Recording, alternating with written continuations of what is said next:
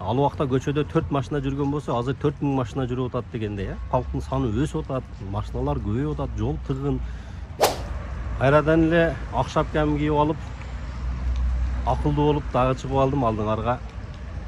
Ашыкча акылдуу болуп кетсем кап этпейсиңер, бирок ошентсе дагы акыл ченеминдеги өзүмө ылайык сунушумду, жеке оюмду айтканы чыктым достор. Эгер акчасын берсекчи, акчасын берсекчи. Анда ошо компенсацияны кимден суранабыз? Мен төлөп берем силерге. Ага, азыр мисалы Башка жерден берсекчи, башка жерден кандай деп. Равноценный болсун, башка сендерден бергиле ошо равноценный кылып беребиз.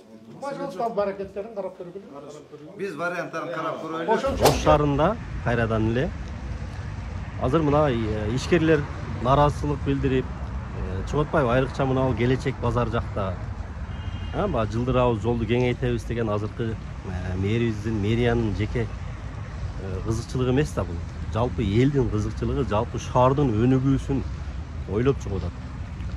Ошол жерде ишкерлер мына өзүңүздөр дагы жакшы билесиздер, 90-жылдан 2-жылга чейин менчиктештирүү болгон убакта менчиктештирип калышкан булар. Колдорунда китептери бар, туура документтери бар.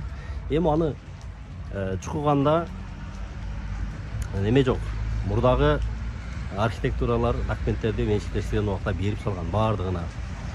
Кээ бири айтат кызыл линияга чыккан эмеспиз дейт, кээ бири айтат чыкканбыз дейт. Эми иши кылса ошол кезден азыркы убакка чейин иштетип, эми актай турган жерин актап деле бүттү. Бул шаар өнүксө, бир эле биз жашабайбыз. Шаар өнүксө, сиздер дагы өнүгөсүңөр. Азыркы бийлик сиздерге карама каршы иштеген жок.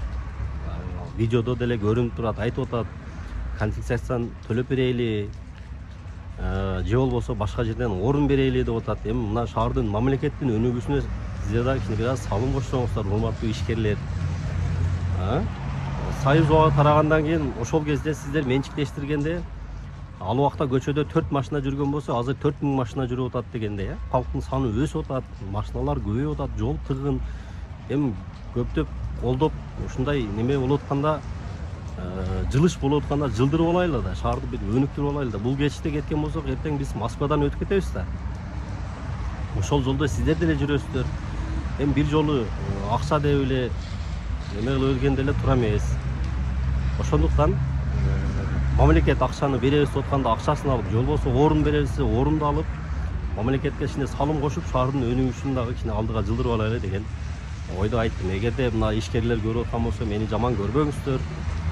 Бийликтин туура берген сунушун туура кабыл алыңыздар. Демек, мамлекеттин өнүгүшүнө биз салым кошот экенбиз деген мындай патриоттук сезим менен жардам берип коюңуздар. Ишкерликти уланта бериңиздер мыйзам негизинде. Ошол туугандар, ошону айтып коеюн деп атайын алдыңыздарга чыктым. Сиздердин жеке оюңуздарды комментарийден күтөбүз.